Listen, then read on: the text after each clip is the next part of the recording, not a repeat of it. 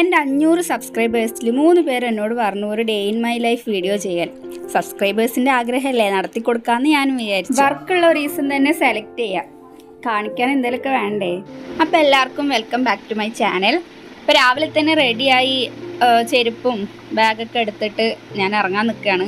നോമ്പായതുകൊണ്ട് ബ്രേക്ക്ഫാസ്റ്റിൻ്റെ പരിപാടിയൊന്നുമില്ല. ഇറങ്ങാൻ നേരം നമ്മൾ എടുക്കേണ്ട സാധനങ്ങളൊക്കെ എടുത്തിട്ടുണ്ടോ എന്ന് ഒന്നുകൂടെ ചെക്ക് ചെയ്യുകയാണ്. കോളേജിൽ എത്ര നേരം ഞാനൊരു 30 പ്രാവശ്യമെങ്കിലും ഇത് ചെക്ക് ചെയ്യും. നമ്മൾ നോട്ട്സ് എടുത്തിട്ടുണ്ടോ, ലാപ്പ് എടുത്തിട്ടുണ്ടോ, പേഴ്സ് എടുത്തിട്ടുണ്ടോ എന്നൊക്കെ. അതിങ്ങനെ ഒരു സ്വഭാവമുണ്ട് എനിക്ക്. എൻ്റെ കയ്യിലുള്ള ഈ രണ്ടാമത്തെ ബാഗ് എന്താണെന്ന് നിങ്ങൾക്ക് തോന്നുന്നുണ്ടാവും. അപ്പോൾ അതെന്താണെന്ന് പറയുന്നതിന് മുന്നേ ഞാനിപ്പോൾ എന്തിനാണ് കോളേജിൽ പോകുന്നതെന്ന് പറയാം. കഴിഞ്ഞ 2 വർഷമായി ഞാൻ ഒരു റോബോട്ടിക്സ് ട്രെയിനിങ് സെൻറ്ററിൽ സീനിയർ ട്രെയിനറായിട്ട് വർക്ക് ചെയ്തിട്ടുണ്ടായിരുന്നു. ഇപ്പോൾ ഞാൻ പോകുന്നത് ഫ്രീലാൻസറായിട്ടാണ്. ഞാൻ അവിടെ നിന്ന് റിസൈൻ ചെയ്തു. ഇപ്പോൾ എനിക്ക് ഫ്രീലാൻസറായിട്ട് വർക്ക് കിട്ടുന്നുണ്ട്.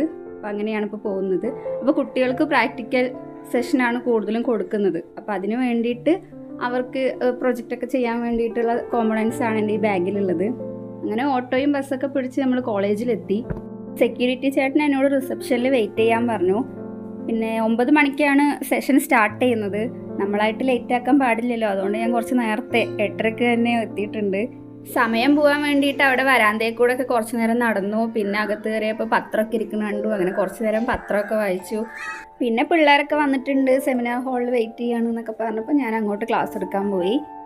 ഇൻട്രൊഡക്ഷൻ ടു ഓർഡിനോ ബോർഡ് അതായിരുന്നു ഇന്നത്തെ ടോപ്പിക്.